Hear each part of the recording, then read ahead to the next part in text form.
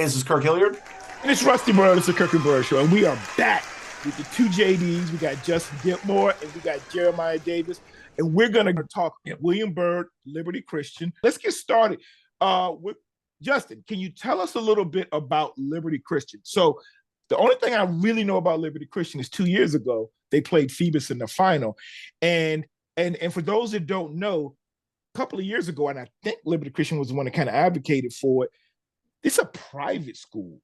Mm-hmm. And they're playing in the public school state championship. Correct. I say that because being a private school, I guess they can recruit.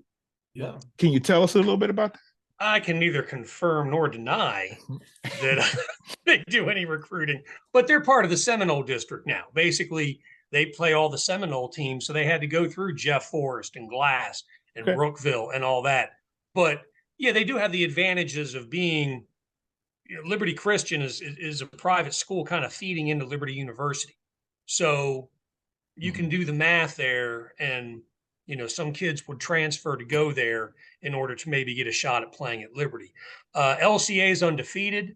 They're really good. I did their game against Salem to open the year. Talked about their running back, Gideon Davidson. He's a junior. He's one of the top 5 running backs in the country. He's already committed to play at Clemson. He never comes off the field. He plays running back. He plays safety. He returns kicks. He drives the bus. He does everything. And he's another one of those kids that you can stop him, you can stop him, you can stop him. And then he goes for 65. And he's just an unbelievable player. But what they have up front, you guys remember the name Jake Grove, right? Oh, yeah. He's their offensive line coach. Mm-hmm. His son plays at LCA. And Grover is the OL coach. And if you know anything about Grover. Oh, hold on. Jake Grove has a kid in high school? Yeah. That's painful. We're getting old. We're getting old. I know. I covered him at Jeff Forrest. Zach Rice is a name I know about. Zach Rice. Zach Rice. Yeah, he's at North Carolina. Carolina. They've got a couple guys. One, a 6'5", 300-pound lineman named Easton Ware. He's got offers from Baylor, from Oklahoma. He committed to Clemson. They've also got a tight end, Weston Woodard. He's 6'5", 235. He just got an offer from Tech. LCA is huge up front. Their quarterback runs the offense. He's not going to scare you, but the kid behind him, Davidson, does. So that's what they do. They're big on both sides of the ball. They make it very difficult. They bottled up Salem's running game. So they're a handful. They're really good. Now, they are undefeated, and they're ranked as one of the top teams overall in the state of Virginia. Yeah. What is there anybody with Phoebus gone out of Class 3 and of the 4 teams left, and they're playing William Byrd, my great uncles? Does William Byrd have a chance? Yes, William Byrd does have a chance, and I've seen them multiple times, and I'll tell you why. They're 12-1. They lost to a really good Christiansburg team earlier in the year before Christiansburg lost their quarterback. Byrd is big up front, not quite as big as LCA, but they're big. They're senior laden, tons of seniors on this team. Their quarterback, Israel Hairston, dual threat. He'll throw the ball, they'll hand it off. They've got big running backs, and then all of a sudden they'll spread you out and put him in the shotgun and do one of those numbers where they just let him pick a hole and go. And he is a playmaker. So I think it's going to be a really good ball game. I don't think LCA is just going to walk in and roll over Byrd. It's their year. They've only got 1 loss. They've got a bunch of seniors. I think that's going to be a really good football game, a really good game. So these are Class 3 teams, but they are playing in the districts with 4 and 5 class, and that's how the Peninsula District is now. Back at we've got 3, 4, 5, 6. Right. Well, not 6 anymore. But so they're playing higher level. I mean, they play teams. A lot of 4s, and in the Seminole District's one of the best districts in the state. When you look at LCA, Jeff Forrest was the number 2 seed behind Salem, EC Glass, Amherst, Brookville, Rustburg, all those teams. Man. Really good teams. William Byrd beat Lord Botetourt twice. Now, Lord Botetourt perennially is really good. Yeah. I did their last game against Botetourt, and it wasn't close. Now, Jakari Nicely was out for Botetourt. He had an ankle injury, but Byrd picked their score. They won 41-14, and they looked really, really good. And so, that I really think that's going to be one of the better matchups of the semifinal Saturday. Okay. Do you have a prediction? I will say this. I think William Byrd pulls the upset. I think it's close. I think it's going to be something like a 31-28, 30-27, something like that. William Byrd has a really good kicker, which in high school ball makes all the difference in the world. Mm-hmm.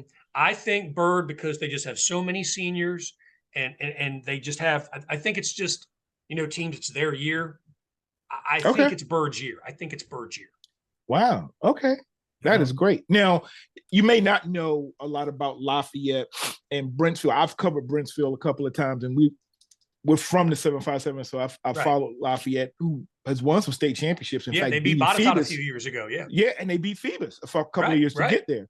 I actually have Lafayette beating Brentsville, but that's only because Brentsville's quarterback, Caleb Alexander, got hurt.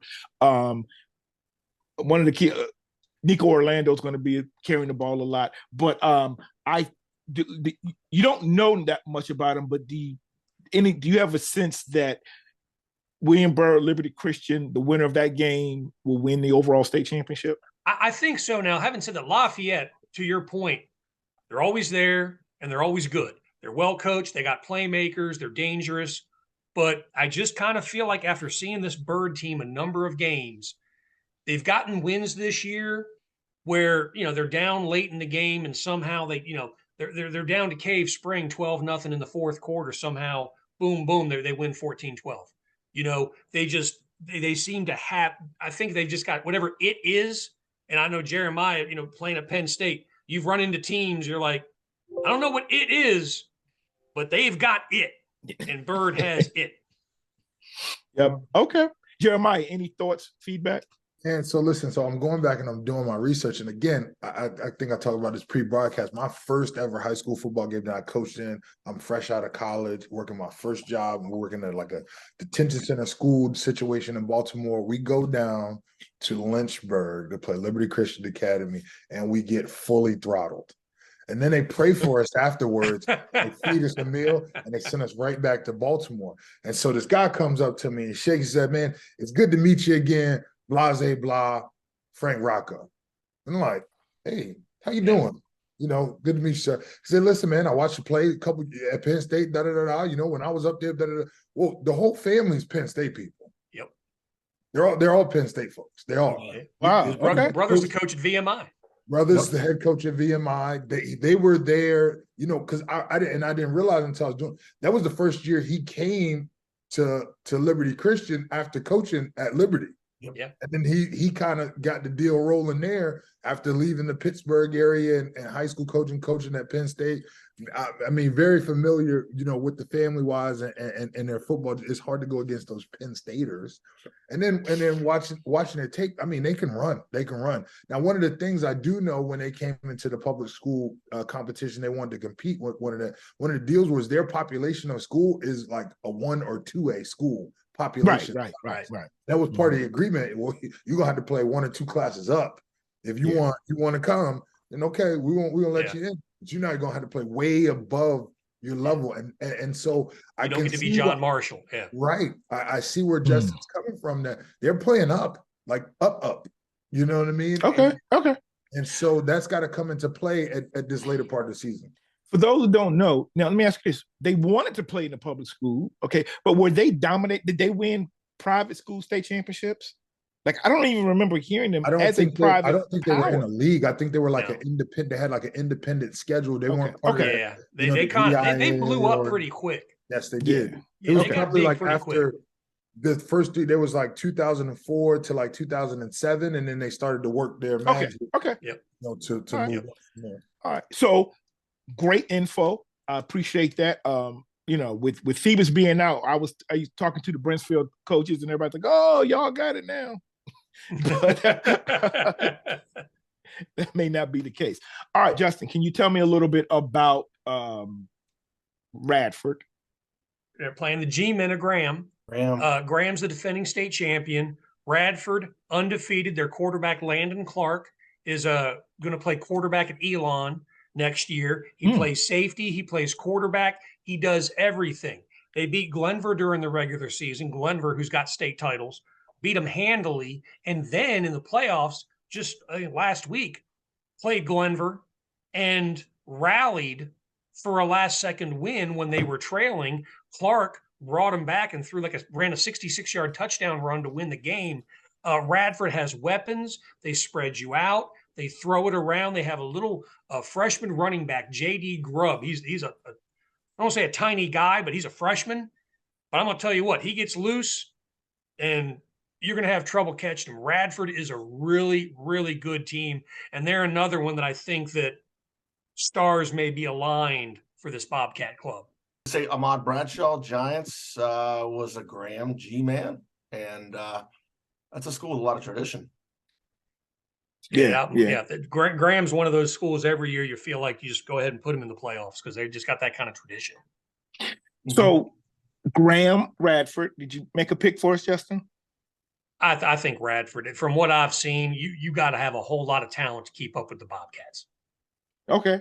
All right. And we don't necessarily know a lot about Riverheads. I mean, we haven't seen them, but we know they've had a great tradition, won a bunch of state champions. What was it, 7 in a row in Class 1? Yeah. And so they're now up at 2, and they're playing a 7-5-7 team in Poquoson. They've won. Now, when we were growing up, Kirk will tell you, Poquoson was horrible. That was highlight that on every show that you've been on is what they were so bad. Janet Jackson.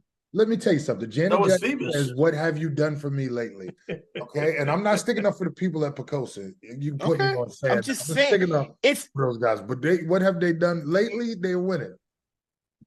It's kind of like if the Browns, right? The Browns. I was thinking the Browns, but they're actually decent. Or the Jets, or the Jet. There you go. There you go. All right. So, but they were really, really bad. So they're good now. I'm glad they won some state championships. But my point is, I'm pulling for Poquoson to beat Riverheads and beat Radford. Boom. How you like that, Poquoson? All right. And I say that because it's not far from Poquoson is actually not far from Bethel. Yeah. So their quarterback, Pocoson's quarterback, is really good. Great baseball player, Eli Wendell. He's all purpose. You know, he can do a lot. And I think that Riverheads better look out for him. That's a pretty good trip, you know, from basically Hampton, York County up to Stanton. I think that's going to be the difference. You know, we started talking about the Radford game. I like Radford. So I would say that, the 3 game. Help me out here, guys. I'm getting 2 and 3 mixed. Bridgeville, Lafayette, and Liberty Christian versus. I like Riverheads going up against Radford, and I've watched tape on Radford, and I think that quarterback at Radford's just too much. I like Radford beating Riverheads. So okay, all right, in Lynchburg. All right, so look, we're giving you this bonus Class 2, Class 3 stuff because we got our man Justin on. So now we're going to do one last thing. We were supposed to have on Larry Merritt from Ballin and VA. He was going to tell us a lot about Highland Springs, but we just want to talk a little bit about the game. Highland Springs, multiple-time state champion. In fact, the defending Class 5 state champion. They're in Class 6 now. They changed the order, which we've been screaming about for years because they always just put Fairfax in the final. Fairfax County is guaranteed a spot in the final. Yeah. Had been guaranteed a spot. Jeremiah probably lobbied for it, all right, for years. But now it got switched up.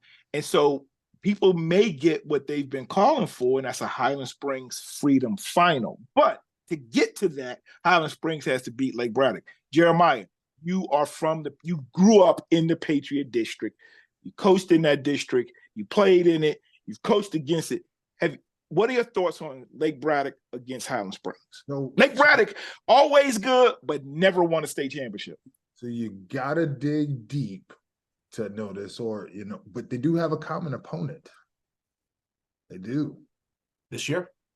They Highland Springs scrimmaged South County. So, and I might be wrong. That might have been last year that they scrimmaged South County. I know that they did. It might have been last year that they scrimmaged South County. But I bring up that South County game because Lake Braddock does have 2 losses, one to South County and one to Madison, who's also playing at this time of year right now. Yep. But again, that the South County Lake Braddock game is just as big as now what used to be like the Westfield. Westfield Madison game. That's the Lake Braddock Robinson game. Lake Braddock Robinson game. That's the game now. Is Lake Braddock versus South County. And so I bring that up because that's when you get tested. All right, South County is going to test you in all phases of the game. Forward, we talked about coaching, special teams, offense, defense. They stressed them. They won. Now, and one thing I do believe about taking a loss is that you learn from it. And if Lake Braddock's coaching staff has learned from it, which they have, they went down, they've made a playoff run now. They've been increasingly giving up more points while scoring less points, so the margin of victory is getting a little tighter. Can they keep it close? Can they keep it close? Can they do something, special teams wise to push it to that brink? And just being a casual fan of Highland Springs, knowing and coaching against Lauren since he was at Stonewall Jackson, now Unity, years ago at the beginning of my career, knowing Coach Doc, their programs are kind of founded on a different base, but neither are sinking sand. Amen. You know what I mean? So neither of them are shaky bases. It's just a different base and the style of flow of the game.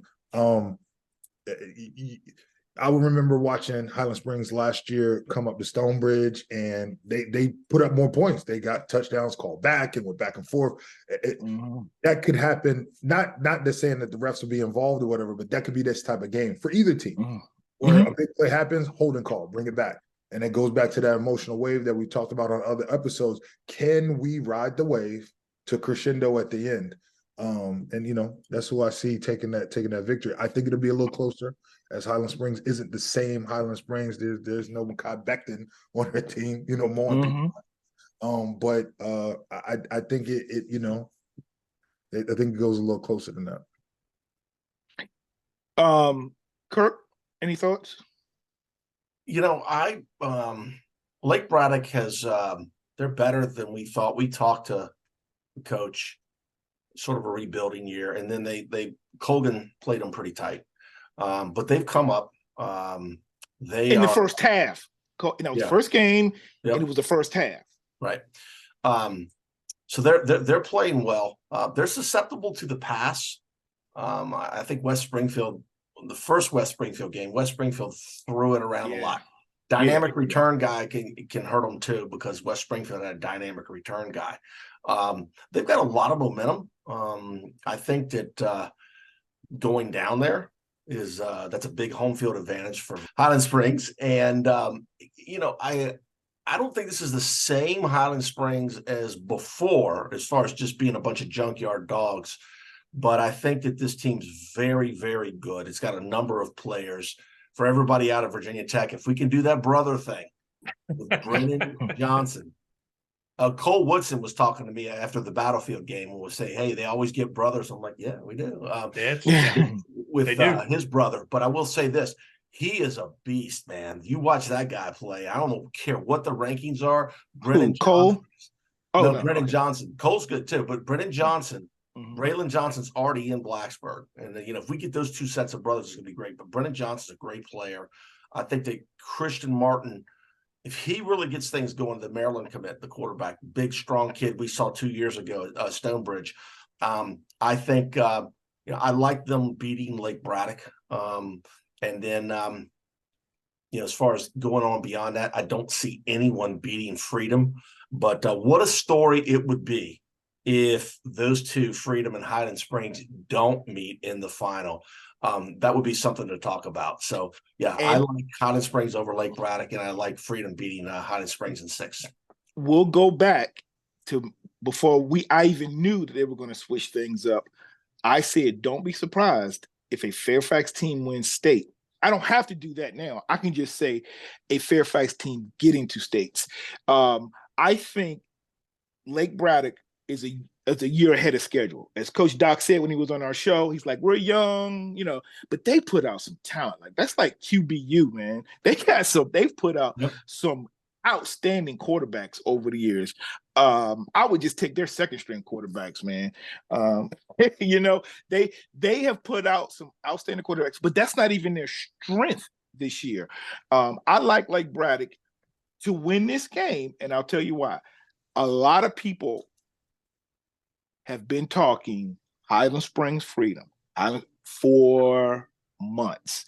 Ever since we knew Highland Springs moved up to Class 6, this Highland Springs team is not the one we've seen the last 2 years, okay? Christian's a great quarterback, but he doesn't have the receivers. They don't have the explosiveness. But the thing is, Coach Johnson will figure it out. He's a great, great coach, all-timer.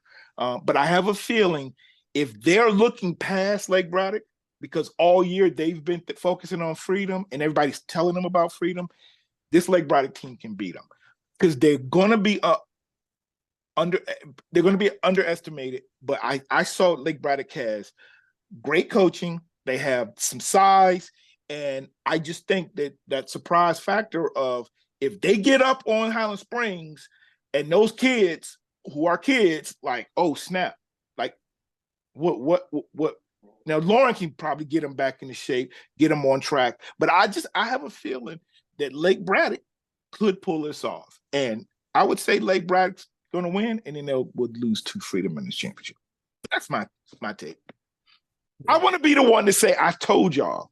And if I'm wrong, who cares? Everybody else pick Highland Springs anyway. All I know is this. One of the great orators of our time once said, in order to be the man, you got to beat the man. Highland Springs has won 5 of the last 8 state titles. Until somebody beats the man, I'm taking the Springers. Okay. Hey, that sounds all good to me. Now, we're going to see who's going to be the man in the finals if they play Freedom. That will be great. Hey, look, you guys have been awesome. I appreciate it. Jeremiah, you're a regular. We got to get you on more. I got to come up with a special segment just for you and I talk football. All right. Justin, you were too good. That means we're going to have to ask you to be on. We don't have money to pay you, but what we're doing is we're hoping that you're going to help bring that profile up out there in that part of the state. And look, bro, I'm sitting here. I switched from my iPad to my phone, and in that hat, okay, I'm just going to say it, you look like former Virginia Tech defensive coordinator Foster. Was anybody else seeing Bud Foster? Foster. Okay, I'm sitting here, and I was like, and maybe it's because the screen got smaller too. It's the hat. It's the hat. The old school Virginia Tech hat. That's what did it. I will tell you a quick story. Bud Foster, his son is now coaching Little League football.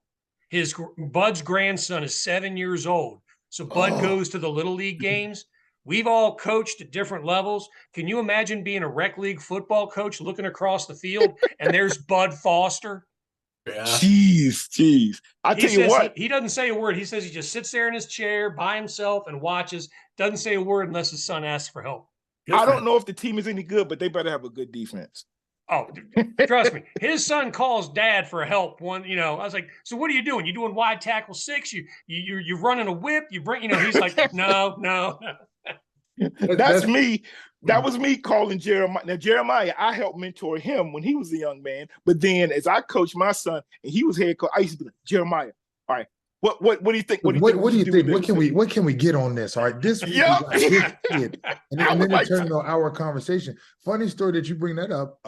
Greg Williams, Washington Redskins Commanders, former coach, his son got inducted into the Hall of Fame, Loudoun County High School. Ace Williams.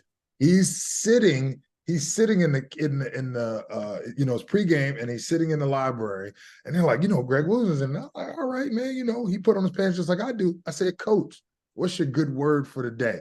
He goes on a 30-minute rant about how to play defense, and he's got to check some whoop-a. You know what I mean? He says sometimes you just got to line it up and you got to bring them on. You got some checks. He's getting fired up, right? Like so I'm like trying to get my little hors d'oeuvre and go coach the game, and he's getting fired up in there, man. And he's all he was waiting for was like, hey, you want to come in the coach's office? He was waiting for that.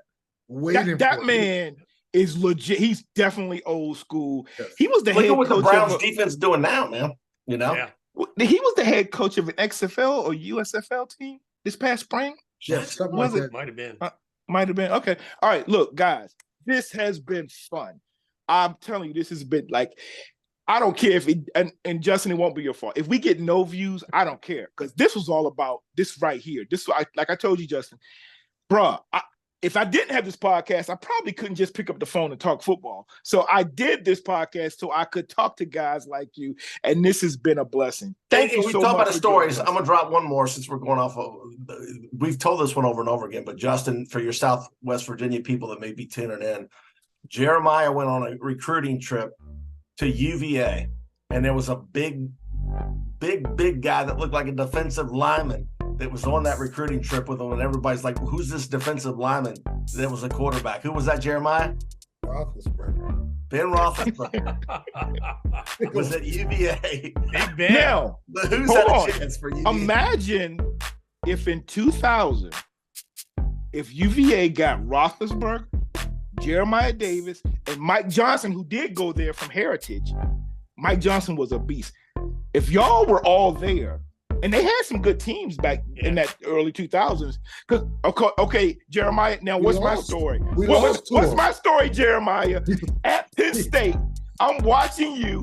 No, we won that game. We won that game. But what did I say when you were rushing? And I said, I'm up in the stands like, Jeremiah definitely better get a sack on this dude, because there was a left. Matt Shaw, my only sack in history is versus the Brick and Shaw Ferguson. That's what I was going to say. I'm sitting there watching this game. I'm going, Jeremiah, you better dominate this dude, because I just saw a tall bat, skinny legs, basketball dude playing tackle. I was like, this guy, is this a joke? He's never going to make it. This guy cannot play football. He turned out to be Shaw Ferguson, first round worked draft out pick well. of the Jets. Yeah, I think he turned out okay. But Jeremiah got that dude. Damn, my man. One time. All good. Look, thanks again, guys. This has been a blessing. Look, we'll see how we all do with our predictions, and if I have the best, predictions, I'll have you back on. All right. If you do better, you won't hear from me. Nah. Hopefully, we can get you guys back on and talk about these finals, these state championship games. But once again, for Justin, Jeremiah, and Kirk, this has been the Kirk and Byrd Show. We are out.